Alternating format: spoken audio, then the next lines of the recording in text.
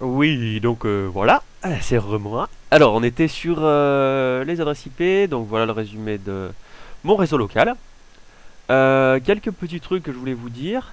Je me suis rendu compte en regardant les vidéos, ce que j'avais oublié. Donc j'ai dit que l'IP était faite pour identifier de manière unique un ordinateur sur un réseau. Alors, donc, ceci sous-entend que deux machines ne peuvent pas avoir la même IP. D'accord?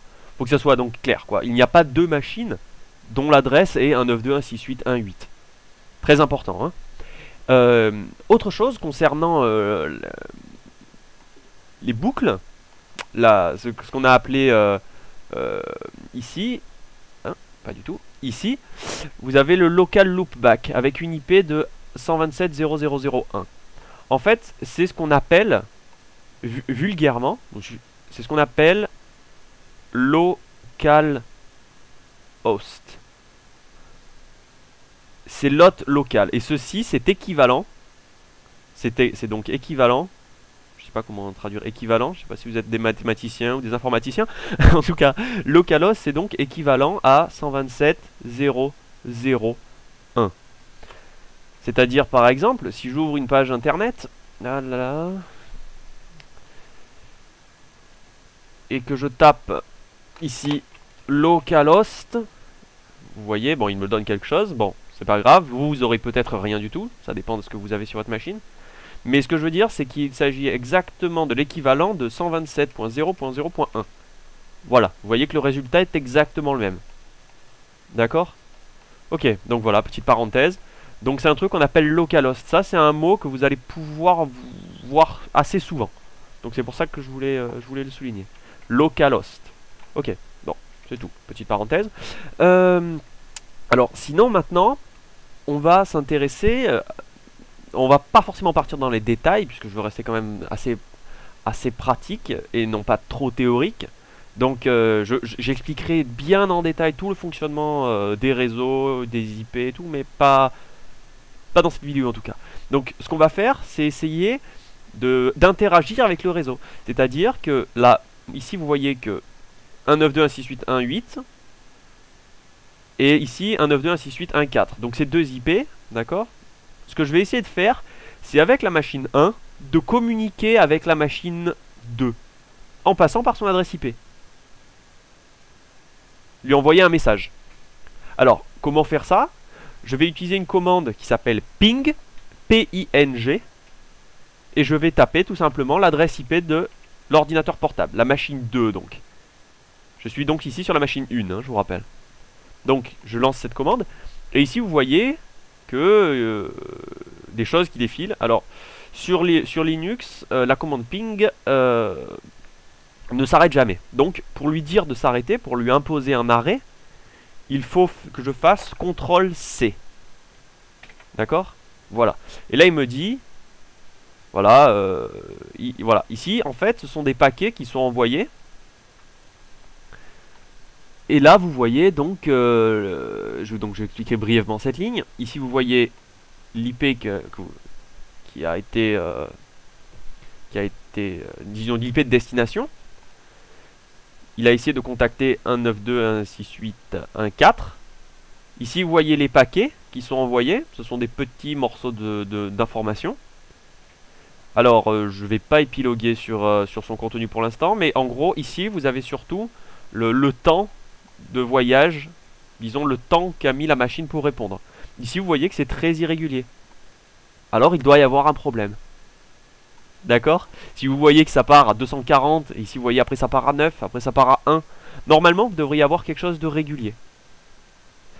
Alors, vous pouvez remplacer cette adresse IP, ping, peut très bien fonctionner également avec des IP qui sont en, disons, qui ne sont pas dans le réseau local, qui sont sur internet. Oui. Alors du coup, je vais être obligé de parler de ça. En fait, quand vous utilisez, donc petite parenthèse, ou plutôt une grosse parenthèse en fait, quand vous utilisez un nom de domaine comme Google, si vous utilisez comme nom de domaine google.fr, en fait, qu'est-ce que ça veut dire ça pour un navigateur si vous tapez google.fr et que vous validez avec la touche entrée? Pour lui, c'est absolument pas une suite de lettres comme vous le faites. Il s'agit tout simplement d'une IP. D'accord? L'ordinateur ne parle qu'en IP. D'accord?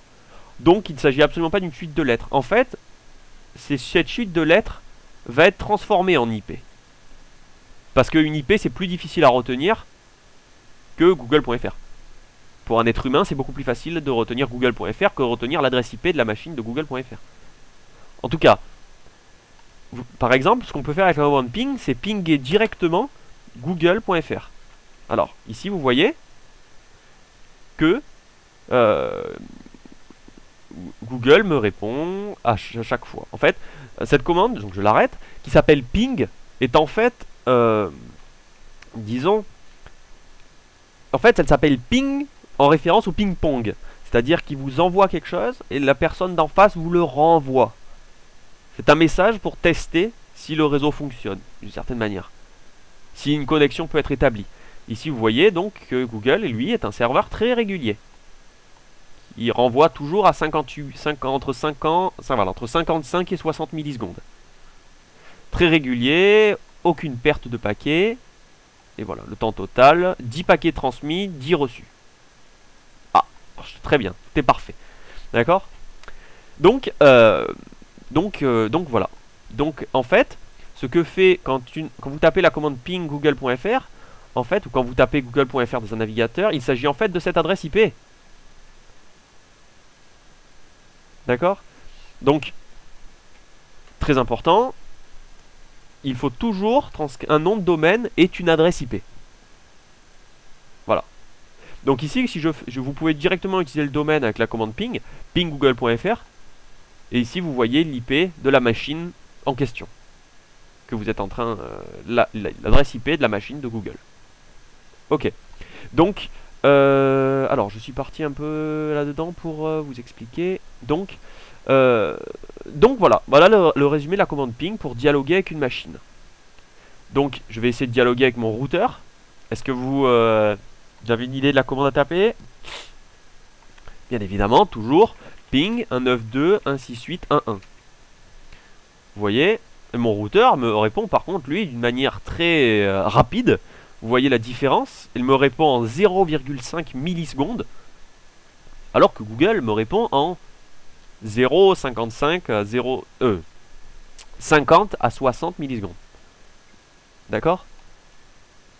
Et ici, vous voyez que mon routeur ne met que 0,5 secondes. 0,5 millisecondes, pardon. Ok. Pourquoi? Tout simplement parce qu'il est plus proche. Évidemment, mon routeur, il est à quelques mètres de moi. Alors que le serveur de Google est beaucoup plus loin. Ok. Donc, très important. Voilà. Donc voilà la commande ping pour dialoguer avec une machine. Quoi d'autre? Qu'est-ce que je pourrais parler rapidement? Donc, vous pouvez dialoguer avec les machines avec la commande ping pour vérifier si vous pouvez y accéder du réseau. On va par exemple faire un ping d'une machine qui n'existe pas, 192.168.95. Enfin, j'espère qu'elle n'existe pas, je ne pense pas. Et ici, vous voyez, rien de particulier. Ah, si, port inaccessible. Voilà, enfin, disons, destination inaccessible, hot inaccessible, tac. Et ici, vous voyez 14 paquets transmis, 0 reçu. Ok, donc c'est complètement foireux. Donc on peut supposer, c'est pas forcément le cas, mais c'est pas à 100% le cas, mais on peut supposer que cette machine n'existe pas. D'accord? Ok, donc voilà, ben c'est déjà bien. La commande ping, donc. Voilà. Et puis à bientôt!